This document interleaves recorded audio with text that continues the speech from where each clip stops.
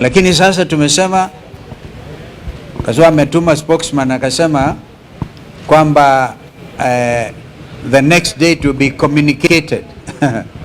Itakuwa communicated. Na sisi tukasema hiyo date i-communicatiwe leo ama kesho, isipokuwa communicated, na hata kama kuna communication tumeamua kwamba Ijumaa wiki hii tutarudi hapa. Therefore, if he wants to communicate the date of the next meeting, it should be before Friday. Ikifanyika before Friday, tutakuja hapa. Kama ana communicate siku ingine, kwa sababu ya umuhimu wa jambo hili, mauaji ambayo yanazidi kutokea kutokana na excess use of police force, hatuwezi sisi tukavumilia kwa niaba ya wananchi wa Kenya ati mpaka mkuu wa polisi ataamua ni lini atakutana na viongozi ambao ni viongozi ambao wako wanaheshimika na Kenya nzima. Sisi tunazungumza kwa niaba ya Wakenya wote. Kwa hivyo hiyo ndio ambayo tumeamua, na tunarudi hapa Friday. Na tutakuja na Wakenya wenzetu, tutakuja na wao hapa siku hiyo, kwa sababu hii inaonekana this type of obstinacy, this type of impunity can only be dealt with kupitia action ya wananchi wenyewe. Asanteni, my friend.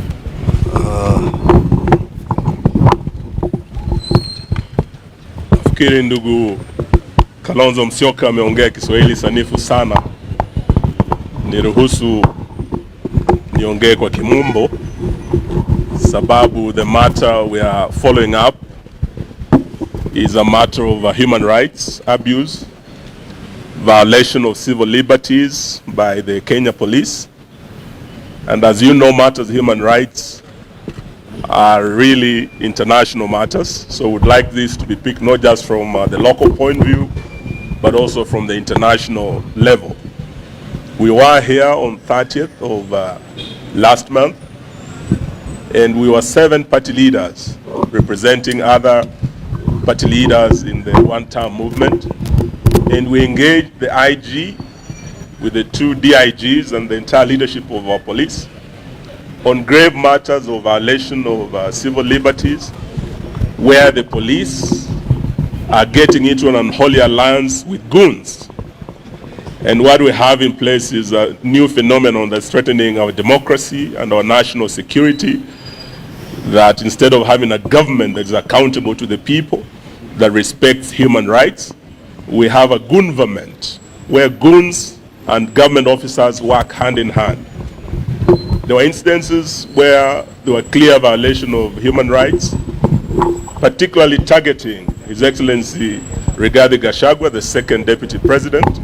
And we had over 22 different incidences where the police and goons had attacked him and attacked all of us who were with him in various locations across the country.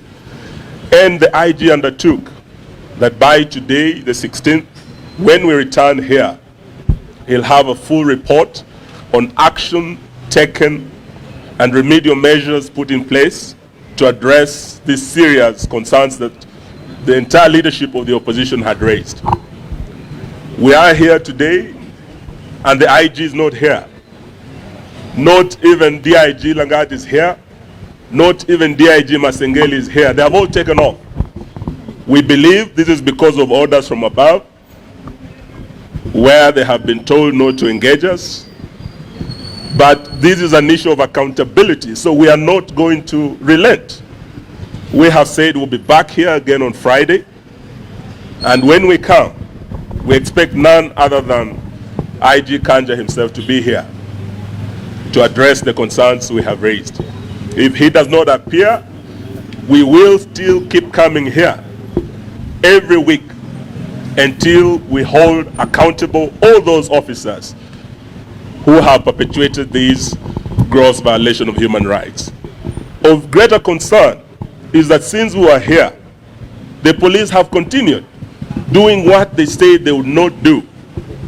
IG Kanja himself undertook before all of us that he'll make sure that the police remain apolitical, that the police will not be used with goons to disrupt meetings of the opposition or to injure any Kenyans.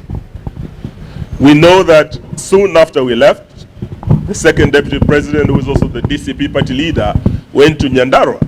And as he was crossing into Naivasha to hold a rally at a place called Kinamba, again the police were used to erect roadblocks to block him from crossing from Nyandarua County into Nakuru County under the orders of you know who.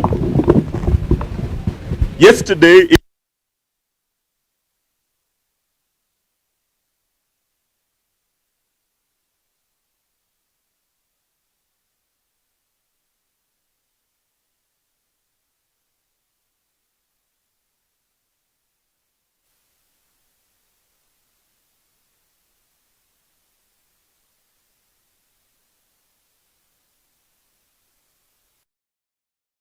proud.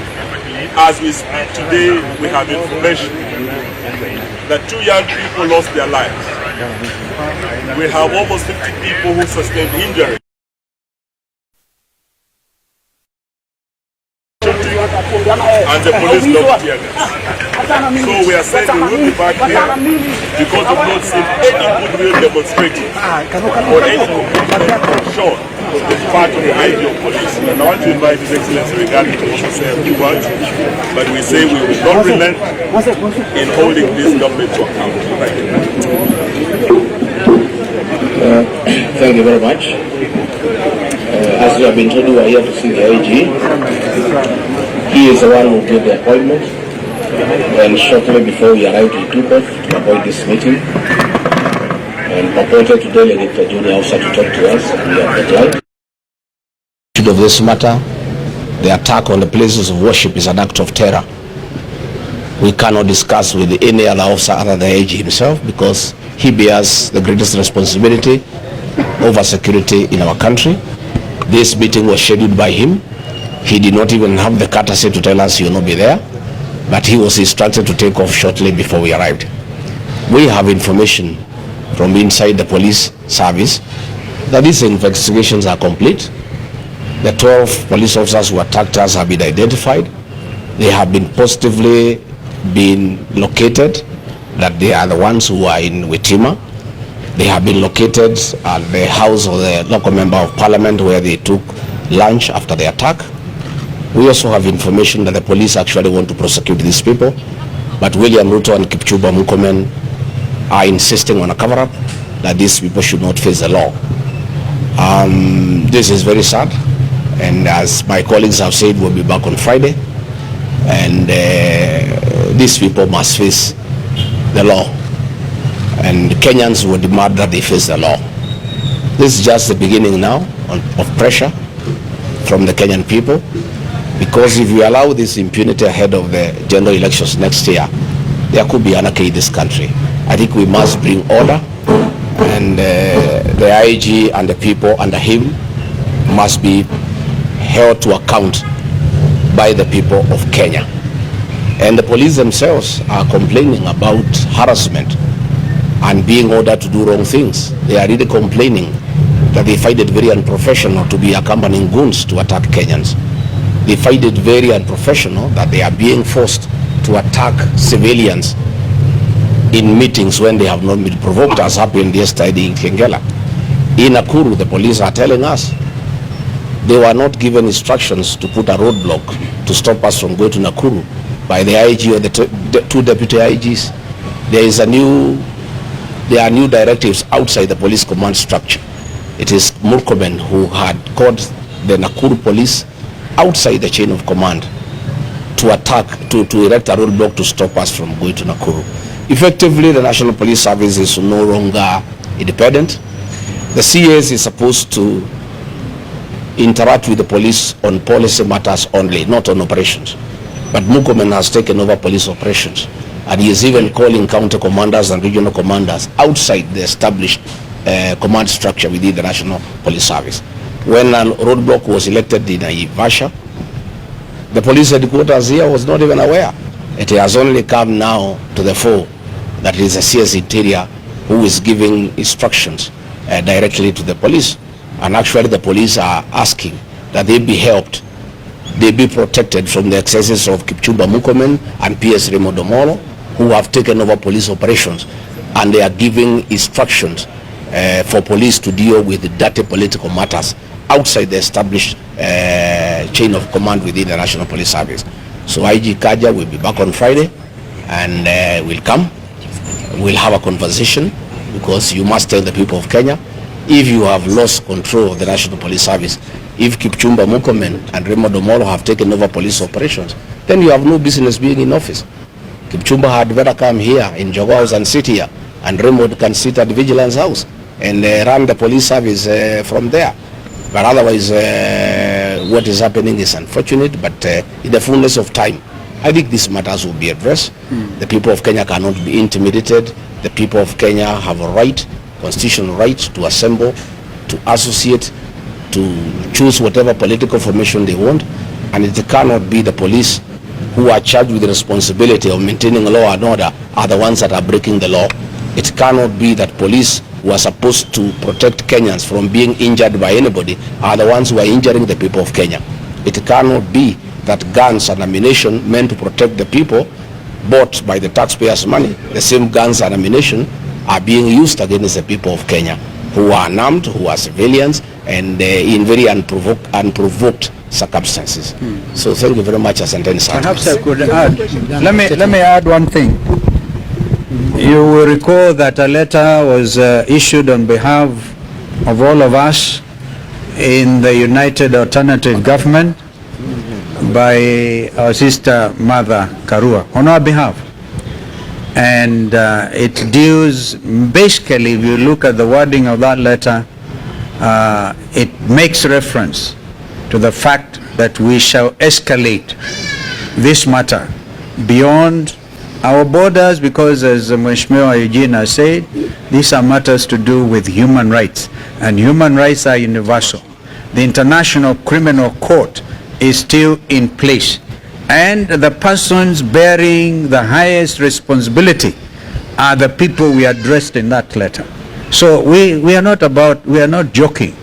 It's not a matter that William Ruto can sit pretty and pretend to brush or sweep under the table. It cannot go away. There's no way that the killings will continue in this country since the Gen Z revolution. That is the basic issue. We are combining all of that from 2023, 2024, and what is happening, including what happened yesterday in Kitengela. We are escalating it. Thank you. Just one question. Yeah, what question? My name is Seth Onale from Student TV. This is in regards to the United Opposition agenda, in regards to integrated news for beating the flag bearer. No. That one, allow us not to deal with that now. Tafadhali. This is a critical matter.